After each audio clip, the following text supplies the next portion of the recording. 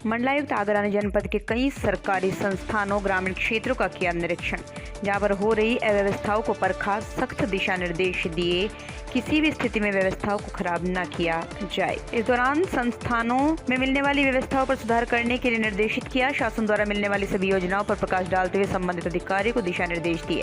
शासन द्वारा मिलने वाली सभी योजनाओं का लाभ लोगों को समय से मिले और इसी विषय मंदिर की जमीन पर कब्जे को लेकर कहा, जल्द से इस मामले को सुलझाएं, दोषियों के विरुद्ध वैधानिक कार्रवाई की जाए। तो वहीं पर मंडल आयुक्त ऋतु माहेश्वरी ने मीडिया के पूछे गए सवालों पर कहा, जल्द से जल्द टेस्टिंग रूम में उचित व्यवस्था की जाएगी, जो भी अव्यवस्था फैली है उनको भी जल्द दूर किया जाएगा। और क्या कुछ बोली मंडलायुक्त ऋतु माहेश्वरी, देखिए ये रिपोर्ट।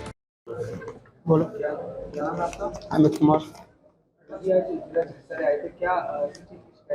हमें बुखार था बहुत तेजी से, हम पे खराब ही नहीं हुआ जा रहा था, तो डॉक्टर साहब ने जांचें लिखी और यहाँ पे आज जांच के लिए आए तो उन्होंने बोले 12 बजे तक होती हैं, उसके बाद नहीं होती है। आपने जांच कहाँ कराई? फिर मैंने बाहर जाके जांच कराई, इसलिए क्योंकि मुझे तबीयत ज़्यादा खराब थी। कितने रुपए लिए गए? बाहर से हमसे 300 रुपये लिए गए। 2 दिवसीय दौरे पर पहुंचे, अस्पताल का और महिला अस्पताल का निरीक्षण किया, क्या कुछ पाया? यहाँ आज अभी ज़िला पुरुष और महिला चिकित्सालय इंस्पेक्शन किया गया है और वार्ड्स और पेशेंट्स की जो सुविधाएं पेशेंट्स को मिल रही हैं, दवाइयों की उपलब्धता और टेस्ट की उपलब्धता, ये सब चेक किया गया है।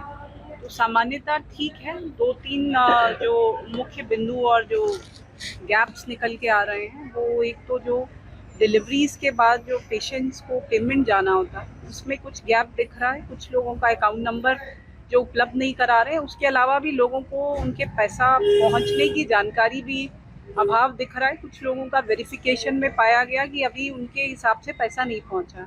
तो एक वो है। दूसरा जो ANMs को भी भुगतान होता है, उसमें भी 1-2 इशू संज्ञान में आए हैं। उसमें भी एक जगह की शिकायत आई है, उसको चेक कराया जाएगा। अगर वो सही पाई जाती है तो उस पर कार्रवाई होगी। बाकी जो टेस्टिंग सेंटर्स हैं, वो मशीन सब जगह उपलब्ध हैं, संचालित हैं, लेकिन अभी उसको और बढ़ाने की ज़रूरत है, क्योंकि इंफ्रा होने के बाद हम उसको पूरी तरह से यूज़ करें। एक्सरे है, चाहे अल्ट्रासाउंड है या टेस्ट है, वो एक ध्यान देने की ज़रूरत है। बाकी सब चीज़ें नॉर्मल हैं। स्ट्रक्चर मैडम, स्ट्रक्चर की यहाँ लगभग कोई कमी नहीं है। एक कोविड सेंटर यहाँ बनाया गया था पीछे, जिस यूनिट उसमें सभी लगे हुए बच्चों के लिए था। आज दिन तक उसमें कोई भर्ती हुआ है वो बंद पड़ा हुआ है।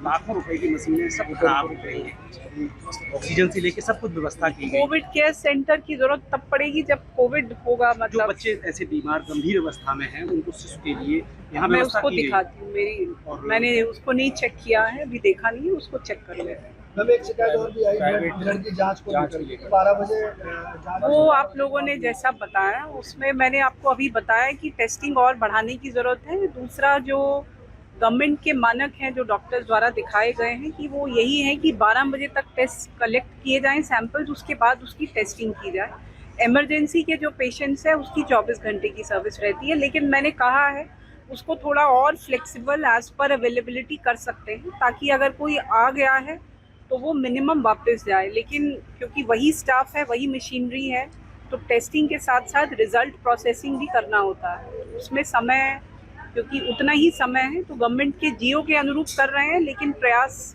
ये किया जाएगा इनके द्वारा, जो डायरेक्शन दिया गया है, कि पेशेंट अगर टेस्टिंग तक पहुंच जा रहा है तो उसको वापस नहीं लौटाया जाना। बतौर कमिश्नर आप पहला जनपद का दौरा है, यहाँ एक जिला अस्पताल की इमरजेंसी में एक समस्या है लॉ एंड ऑर्डर से। यहाँ अगर चौकी एक बना दी जाए, जिससे यहाँ PM के लिए भी जो लोग आते हैं, और दूसरा ये है 6 जवान यहाँ होमगार्ड के लगाए जाते, निरर्थक हैं, कोई अर्थहीन है।